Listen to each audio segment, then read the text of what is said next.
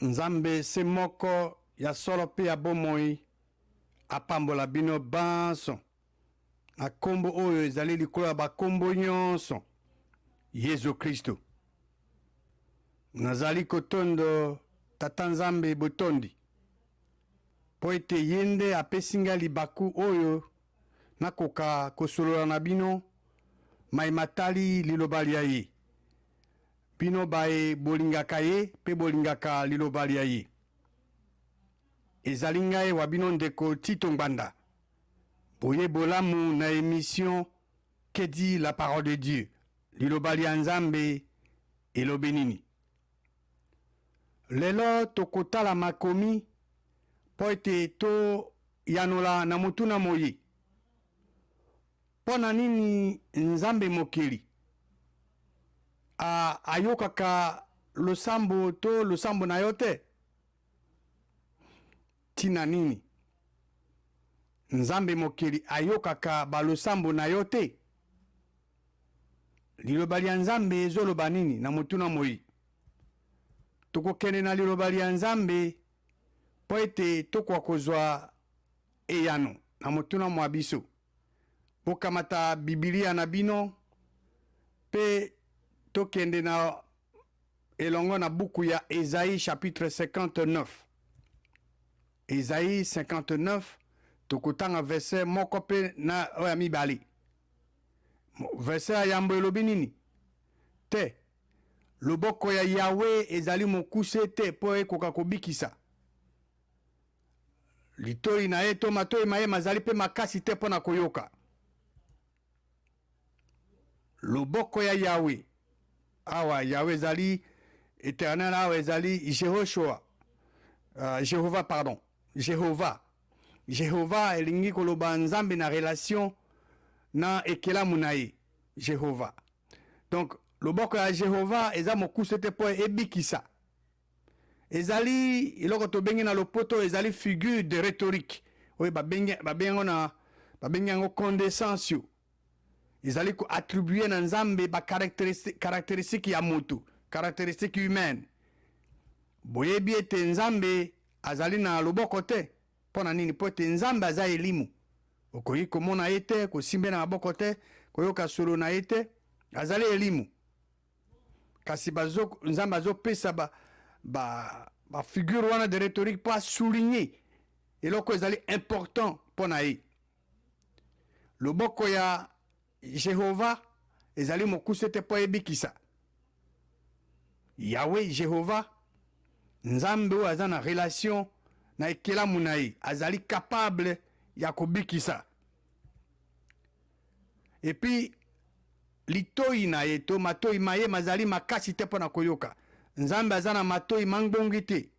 Soko moto alobi na ye eyenge bene na mokano mwa ye, ye Nzambe akoyoka. Yahweh Jéhovah azali capable ya koyoka yo. Soko yo oke pa na ye eyenge bene na liloba lia ye, osali exactement oyo ye alobi nde ye akoyoka yo. Soko osali oyo ye alobi te, ye akoyoka yo te. Kasi eloko nini ezoko empêcher Yahweh Jéhovah abikisa yo? Eloko nini ezali ko pekisa Yahweh Jéhovah akoka koyoka yo? Eloko nini ezo pekisa ye? Verset mibale ya Esaïe 59, touti kotanga verset 1, mais verset 2 ezo pesa eyano. Ezo koyebisa biso tina nini Yahweh Jéhovah ya akoki kobikisa yo te. Et verset wana ezo kopesa biso raison to tina oyo Yahweh Jéhovah azoyoka yo te. Verset 2 ya Esaïe 59 elobi boye, kasi ezali ba crime na yo nde ezotia séparation bokabwani entre yo na Nzambe na yo. Ezali masumu ma yo nde ezosala ete abomba elongi na ye. Yango nde ezoko empêcher, ezoko pekisa ye ayoka yo te. Mabe mayo, crime mayo nde ezoko stia séparation entre yo na Nzambe na yo. yango nde ezosala ete nzambe abomba elongi na ye. Yango nde ezokoempêche ke ye nzambe ayoka yo te. Donc la raison pour laquelle l'Éternel ne peut pas vous sauver, la raison pour laquelle l'Éternel ne peut pas vous attendre est dite au verset 2, au tanga. Ndena oto kondimbola ke tina oyo Yahweh azoyo kayote et comment miawa na verset 2 ya Isaïe 59. Et bi ke ezali pona masumu mayo nezo sala ke nzambe abomba elongi na ye. Parce que tant ozo tambola contrairement na mokano moye okoko mona elongité. Elongi awa eza toujours ka figure. Ezali ba iniquité masumu mayo nezo ko empêcher nzambe ayoka yote. Donc soki lo sambo na yo nzambe azoyoka yango te, réponse ezali simple. Yo il faut mitala soko ozo sambela ozo zo yanote esengeli ovanda otala est-ce que ozo kotambola eyenge bene na liloba ya nzambe. Parce que verset 2 ya Isaïe 59 elobi ete ce sont vos péchés qui vous cachent sa face. Ce sont vos iniquités qui l'empêchent de vous écouter. Ezali masumu mayo ndezo kopekisa ye ayoka yo. Na Proverbe 28 verset 13 tokende kuna Proverbe 28 verset 13 le banzambe zoloba oyo azoko bomba masumu maye yako prospérité akozana bozuité kasi oyo andimi pe atiki yango nde akozwa miséricorde ya nzambe. Soki yo ozo sala mabe mais yo ozo bomba yango obomba ngo liboso nani? Parce que yo ko bomba eloko moko te liboso ya nzambe. Nzambe amonaka nyonso yo ezoleka. Mais nzambe azozila yo oza conscient que yo ozosala mabe, yo nde reconnaître yango, oyebi ah mabe nazosala ezo violer liloba nzambe. Yo nde okokende pa na ye, yo ondimi yango oyebisi ye, ondimi, mais celui qui les avoue ou ondimi et le délaisse otiki, nde ozwi miséricorde nzambe. Miséricorde veut dire rétention d'une peine méritée. Et nous yo sali mabe. Na mabe wana esengala ke ozwa etumbu.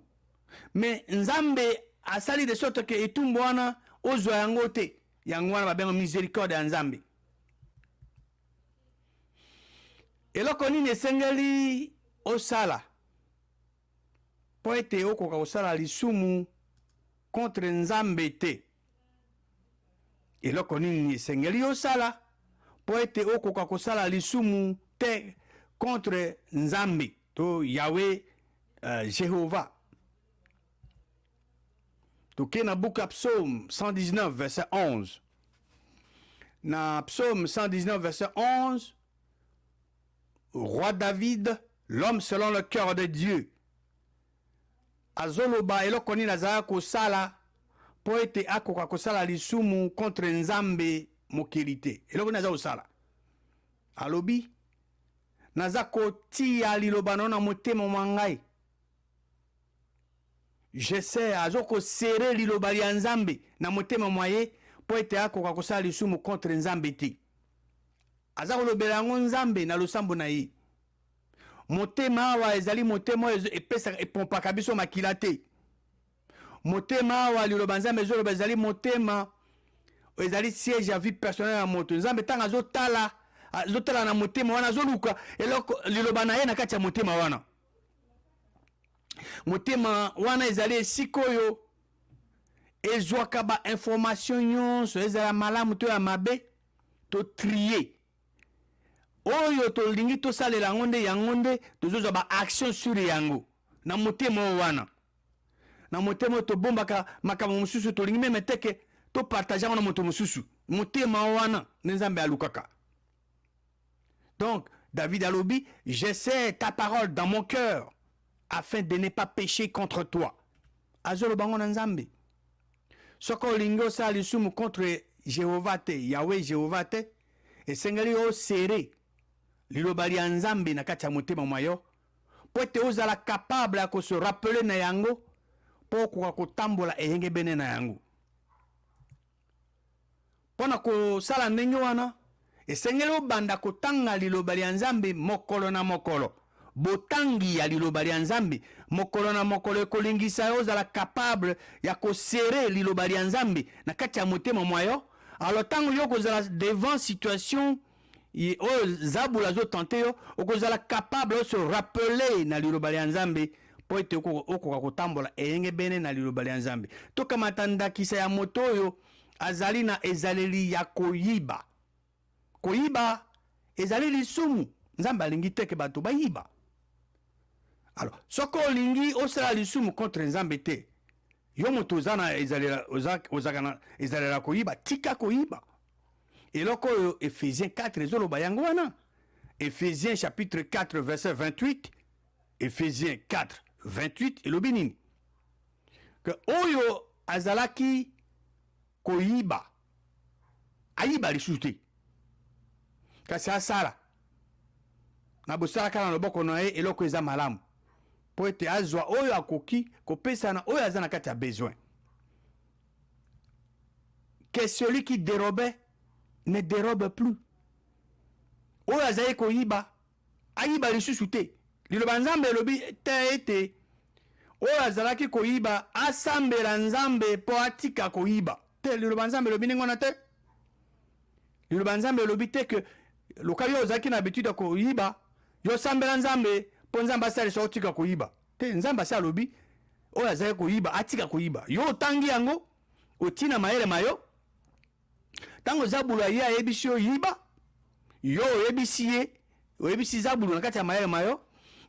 Liloba Nzambe elobi ke oyo azalaki na habitude ya koyiba atika koyiba, nga na koyiba te. Yo oyebisi ye ne zabulu akozonga nsima. Eloko moko kaka oyo ekimisaka zabulu oyo ezongisaka ye nsima eza liloba ya Nzambe. Vous vous rappellerez mwana ya Nzambe Yesu Kristo na Matthieu chapitre 4 bokomona zabula ke kotante ye akokomeka ye, mais mbala na mbala Yesu Kristo azolobela ye ekomami. Ekomami ndenge nini Yesu Kristo ayebaki ete ekomami? Po ete Yesu Kristo aza kotanga makomi na tina wana ayebaki esika nini ekomami pardon. Donc azobisa zabulu ekomami. Ndenge moko pe yo ndeko mwasi ndeko mobali esengo osala kotanga liloba ya Nzambe, kobomba ngo na mayele mayo. Tango tentation eye yo se rappeler na yango na mayele mayo, olobele yango moto monguna azo kotante yo ye akozonga nsima. Eloko nini esengeli osala po ete Nzambe ayoka yo? Biso banso tolingi toyeba eloko nini esengeli tosala po ete tango nyonso tosambela Nzambe ayoka biso. Po ete Nzambe akoka koyoka yo esengeli osala biloko mibali. Eloko ya liboso esengeli ozongisa boyokani entre yo na Nzambe. Tobenga na lopoto rétablir la communion avec Dieu. Soki yo moto ozotambola contraire na mokano ya Nzambe, oza na kati ya communion rompu. Boyokani na yo na Nzambe katani. Mais soki yo olingi ke boyokani ezonga na Nzambe, il faut zonga epa Nzambe, il faut rétablir communion wana. Omoni moto aza na téléphone na ye, téléphone cellulaire, il faut futa ba facture. Soko ozo futa facture na yo, numéro ya téléphone na yo eza yo, ba ozo jouir nango, ozo benga yo, ozo sepela nango. Mais soko ozo futa compagnie te ya téléphone, eloko nini ba osala? Yo oza toujours na numéro na yo, mais service bakati. Moyo jouir na ba service no ezali te, moyo benga baninga no ezali te, moyo pe benga ezate, mais ozala numéro na yo. Po ozonga oyo banda ko jouir na bienfait wana, il faut ofuta. So lingi po jouir na ba bienfait ya Nzambe, il faut rétablir communion na Nzambe. Toke na 1 Jean chapitre 1 verset 5 à 10. 1 Jean 1 5 à 10. Sango toyoki epa na ye Pe yango tozoko annonce bino ete nzambe azali mwinda. E molili eza na kati na ye te. Nzambe wakele likolo na se ya biloko biso azali mwinda. Verset 6. Soko tolobi ke toza na boyokani na ye. Ye azali mwinda. Soki yo lobi koza na boyokani na ye. Ye aza mwinda. Eke yo eke biso tozo tamba kati ya molili. Tozo kosa. E tozo salela vérité te. Bosolo te. Verset 7. Soko tozo tambola na kati ya mwinda. Kotambola na kati ya mwinda ezali kotambola na kati ya liloba ya nzambe. Po ete liloba ya nzambe ezali mwinda. Nzambe ye moko azali mwinda. Liloba na ye. Okoko kabola nzambe na liloba ya ye te po liloba ya ye pe ezali mwinda. Alors soko tozo tambola na kati ya mwinda. Lingo loba. Soko tozo tambola na kati ya liloba ya ye. Lokola ye moko azali mwinda. Tozali na boyokani na ye makila ya Yesu. Mwana wa ye ezoko purifier mabe manso tozo sala. Verset 8. Soko tolobi ete toza na lisumu te. Tozali komi séduire biso moko. Tozo mi kosa biso moko. E bosolo vérité eza na kati na biso te. Soko yoki moto bino ke ya saka lisumu te na mokili. Pakata mbangu kende kima. Azali moto alokuta. Verset 8 tolobi awa. Soko tolobi ke toza na lisumu te. Si nous disons que nous n'avons pas de péché, nous nous séduisons nous-mêmes. Et la vérité n'est point en nous. Vérité ezali nini? Ezali de lobali ya nzambe. O ezali mwinda.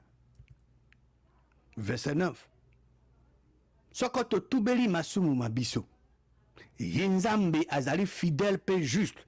Pona kolimbisa mabe mabiso manso. Pe pona ko purifier biso. Donc soki yo yebi ko sali mabe. Okokende pa na ye nzambe. Babite ko ya pa na ngai. Nzambe babite okende pa songolo pakala. Te, yo okende pa nzambe. Ye azali fidèle, pe juste. Pona ko limbisa mabe maso yo sali, pe a purifier yo na mabe yo sali. Nzambe, motote. Verset 10. Soko tolobi ke tozali na lisumu, tozali lisumu te. Tozoko komisa nzambe menteur. Yo zoloba ke nzambe aza lokuta. Et l'ilobalaye est na kati na bisote. Donc, verset 10 dit, si nous disons que nous n'avons pas péché, nous le faisons menteur. Nous faisons Dieu menteur. Et sa parole et la parole de Dieu n'est point en nous. Tokokene na buku ya Jacques, chapitre 4. Soki nzambe apesaka te oyo osengaka. Soko ozwaka te oyo eloko osengaka pa nzambe. Po ete yo osengaka ndenge ya mabe. Eloko Jacques chapitre 4 verset 3 ezoloba. Jacques 4 verset 3 lobi ke ozosenga epe ozozwa te. Po na nini? Po ete yo ozosenga na ndenge ya mabe. Kosenga na ndenge ya mabe ezali nini? Verset 3 na Jacques 4 dit, vous demandez et vous ne recevez pas. Pourquoi? Po na nini? Po ete bozosenga na ndenge ya mabe. Vous demandez mal. Dans le but de satisfaire vos passions. Demandez mal. Kosenga na ndenge ya mabe elingi koloba. Ozali kosenga te eyenge bene na mokanu ya nzambe. O ezali lobali ya ye. Demander mal, c'est de ne pas demander selon la parole de Dieu. Qui est la parole de Dieu?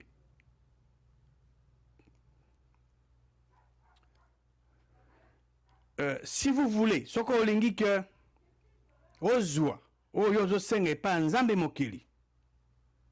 E sengeli osenga eyinge bene na mukanu ya nzambe. E sengeli osenga selon liloba ya nzambe. Po ete Biblia ezali liloba pe mukanu ya nzambe. Toka matanda kisa ya moto oyo alingi abala. Ekozala ndeko mwasi to ndeko mobala alingi abala. Kozwa mwasi to kozwa mobali eza besoin pona ndeko mobali pe ndeko mwasi. Ezali besoin pona ndeko mobali azwa mwasi na ye azoluka. Ezali pe besoin pona mwasi azwa mobali o azolinga. Et généralement bato azosema nzambe ke nalingi nazwa mobali to nazwa mwasi. Il faut préciser, hein? Il faut zana caractéristique critère na yo ya mwasi, parce que soko opesi critère te nzambe nalingi mwasi to mobali oyo alingaka yo, opesi osali liste na yo te. Bon, zabulu peso azoyoka so yo parlaka langue to loba osambelaka na mayele, zabulu pe ko yoka akotindola pe elima osambela mpona mobali. Bon, loko opesaki badetail to osenga mobali zabulu ayoki atindola pe elima. Yo ozosenga mwasi, bon, yo opesi badetail te, opesi critère na yo olingi te, quel genre mwasi olingi, zabulu pe ayoki atindeli pe yo elima na oya yo. Mais il faut poser la précis. Voilà. Parce que nous avons maintenant institué mariage. Nous avons maintenant institué mariage. Et koluka mwasi, kozwa mwasi, to kozwa mobali, eza mokano ya nzambe. Alors, il faut zala précis. Alors, avant que o sambela, avant ofungola monoko ne pa nzambe, ozwi déjà ba version wana osangisi yango, ba promesse ya nzambe, okei pa na ye, okei kosenga te, okei ko remercier ke nzambe asili koponelo mobali mpona ndeko mwasi, to apesi aponelo mwasi mpona ndeko mobali. Donc aponi oyo ozolinga eyenge bene na liloba ye, ozoremercie ye, nzambe akosala yango. Esengeli kosambela eyenge bene na mokano ya nzambe selon la volonté de Dieu. Eloko ya mibale akosala ezali nini? Na liboso na wuti koloba ke mpo nzambe akoka koyoka yo, esengeli ozongisa boyokani entre yo na nzambe. Il faut rétablir communion na nzambe. Eloko ya mibale esengeli ko bondela eyenge bene na liloba la nzambe. Donc prier selon la parole de Dieu, selon la volonté de Dieu. Tokena Matthieu chapitre 21 verset 22, Jésus-Christ alobi. Matthieu 21 22, nyonso bokosenga na kondima na losambo bokozwa yango. Nyonso awa tout elingi oloba nyonso eyenge bene na liloba lya nzambe, tout selon la parole de Dieu. Nyonso oyo kosenga eyenge bene na liloba lya nzambe na bondimaka na losambo bokozwa yango. Nyonso oyo bozosenga eyenge bene na liloba ya nzambe na kondima avec croyance na losambo bokozwa yango. Tokena Marc, évangile à Marc chapitre 11 verset 24, kaka Jésus-Christ azoloba awa. Marc 11 24, natina wana nazoloba na bino, nyonso bokosenga na losambo bondima ke bosili kozwa yango, nde bomoni yango esalami. Nyonso oyo Jésus-Christ a utilisé par na Marc 1 24, nyonso ezali nyonso eyenge bene na liloba ya nzambe, tout utilisé par Jésus-Christ ici, c'est tout selon la parole de Dieu. Jésus-Christ alobi ete nyonso bokosenga eyenge bene na liloba ya nzambe na losambo bondima ke bosili kozwa yango, bokomona yango ekosalama, ekokokisama.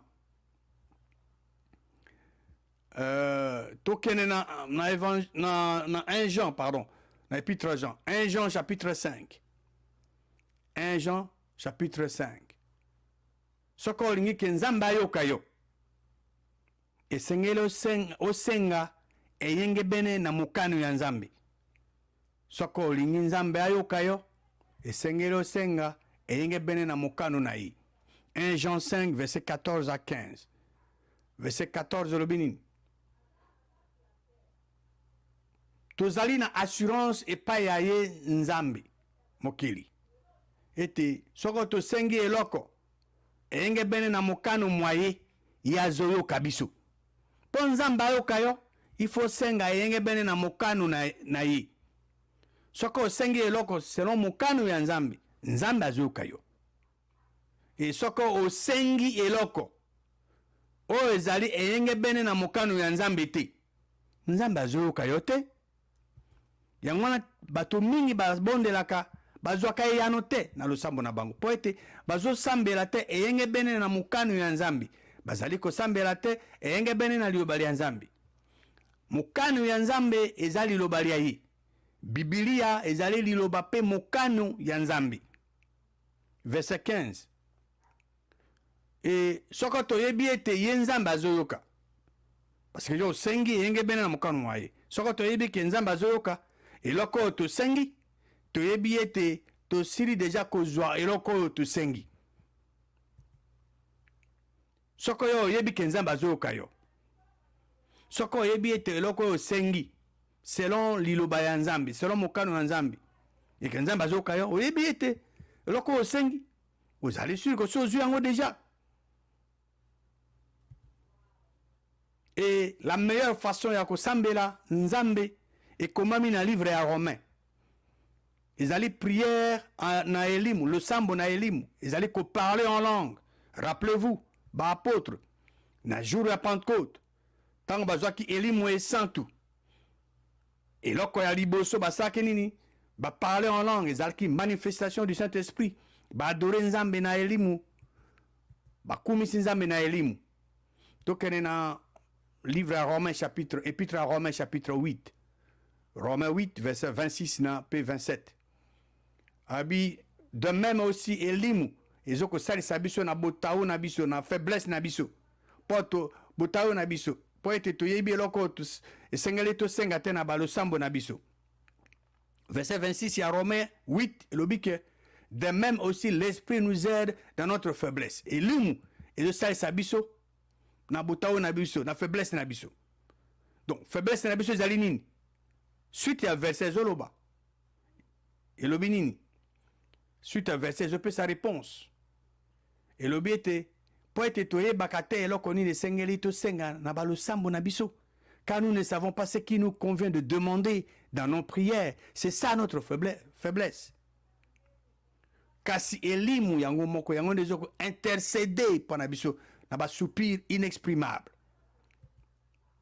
Verset 27. Et oyo azoko sonde mitema ayebi likanisi ya elimu.